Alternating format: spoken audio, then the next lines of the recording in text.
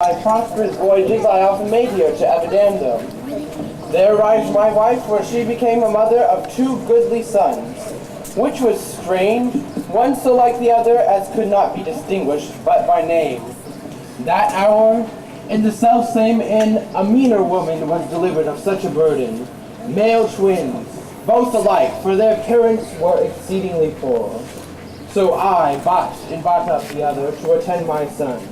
Upon our home return we sailed, when always the wind obeying deep did but convey unto our fearful minds a warrant of immediate death. The sailors left the ship, then sinking right to us. My wife, more careful of the latter born, had fastened him unto a small spare mast. To him one of the other twins was bound, whilst I, like heedful of the other, thus disposed of the twins. My wife and I had fastened ourselves at either end of the mast. The seas waxed calm, and we sailed straight, obedient to the stream.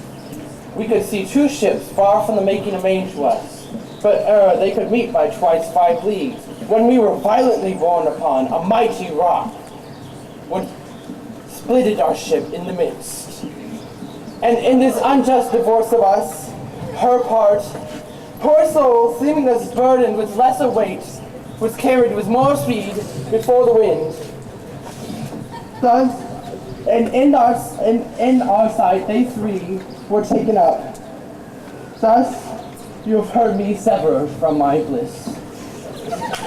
And for the sake of them thou sorrowest for, do me the favor to dilate at full what hath befallen of them and thee till now. My youngest son, and yet my eldest care at 18 became inquisitive, and importuned me that his servant might bear him company in quest of his brother.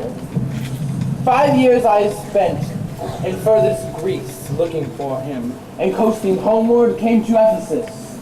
But here must end the story of my life. Eugene, were not against our laws, my soul should sue as advocate for thee.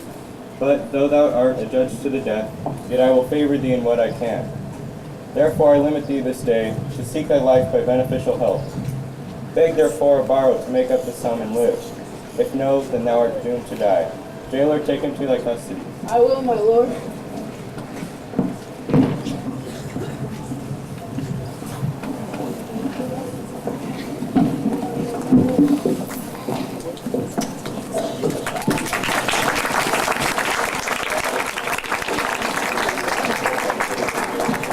Therefore let out there are of Epidamnum, lest your goods too soon be confiscated. This very day a Syracusan merchant is apprehended for arrival here, and not being able to buy out his life, dies ere the weary sun set in the west. Here is your money that I had to keep. Go, bear to the centaur and stay there, Jeremy, until I come to thee. Get thee away. Many a man will take you at your word, and go indeed having so good to me. I trust thee, villain. Sir, but will you walk with me about the town and then go to my inn and dine with me? I crave your pardon. Soon at 5 o'clock, please you. I'll meet with you upon the mart. Farewell till then. Sir, I commend you to your own content. He that commends me to mine own content, commends me to the thing I cannot get. I to the world am like a drop of water, that in the ocean seeks another, who falling there to find his fellow forth, unseen inquisitive confounds himself. So I, to find a mother and a brother, and in quest of them, unhappy, lose myself.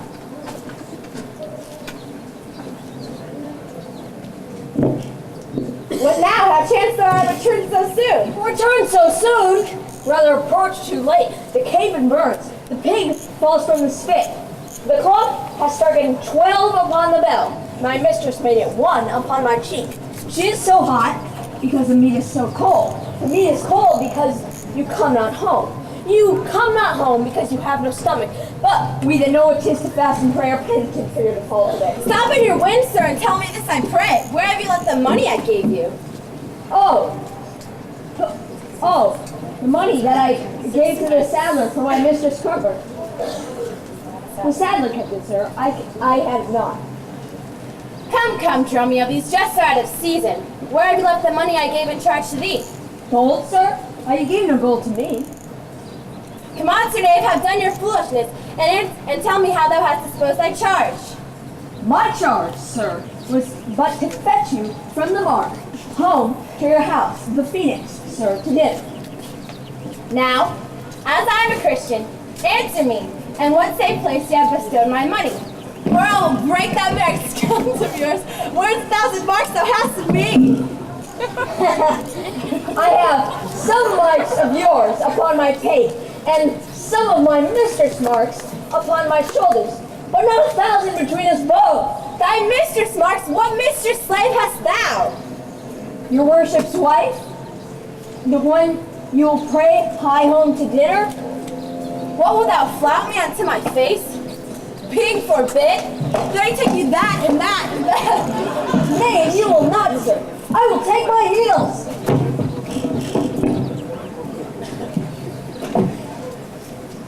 Upon my life, by some device or others, the villain is overwrought of all my money.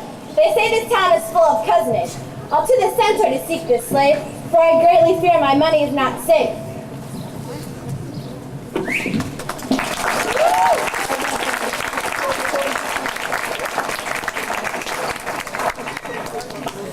Neither my husband nor the slave return, that in such case I sent to seek his master. Sure, Luciana, it is 2 o'clock. Perhaps the merchant has invited him. Good sister, let us stand and never fret. A man is a master of his liberty. Why should their liberty than ours be more? Because their business still lies out of doors. Look, when I serve him so, he takes it ill. Oh no, he's a right on your will. But were you wedded, you would bear some sway. I'll learn to love, I'll practice to obey. Here comes your man now, your husband nigh. Say, is your tardy master now at hand? Mistress, sure my master is horn mad. When I desired him come home to dinner, he asked me for 1,000 marks in gold. 'Tis dinner time, quoth I. My gold, quoth he. The meat doth burn, quoth I. My gold, quoth he. Will you come home, quoth I. My gold, quoth he. Your mistress, sir, awaits you. I know, no house, no wife, no mistress. So, that my errand due into my tongue, I did bear home upon my shoulders, for he did beat me there. Go back again, thou slave, and fetch him home. Go back again and be new beaten home? For God's sakes, send some other messenger. Back, slave, or I'll break thy pain across. You spurn me hence, and he spurns me hither. If I last in his service, you must take me in leather. Hi, how impatient losers in your face. His company must give his meanings grace. Whilst I at home starve for a merry book, I notice I the homage otherwhere. Since that my beauty cannot please his eye, I'll reach once unto it, and weep and die. How many fond fools serve mad jealousy?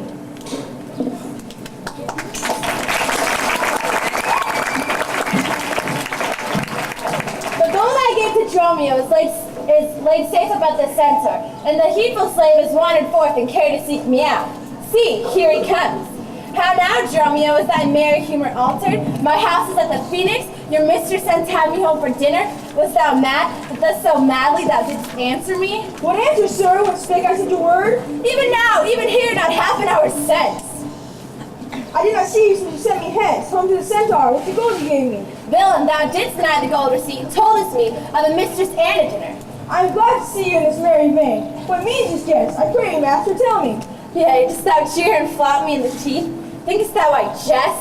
Take you that and that and that. Hold, sir, for God's sake, now you're just as earnest. Upon what bargain did you give it me? For flouting me and then for urging it a second time. Was there ever any man that's beaten out of season? Well, sir, I beg you. Thank me, sir, for what? Marry, sir, for this something that you gave me for nothing. Well, sir, learn to jest in good time. There's a time for everything. But stop, who walks us yonder? Antipholus looks strange and frowned. Some other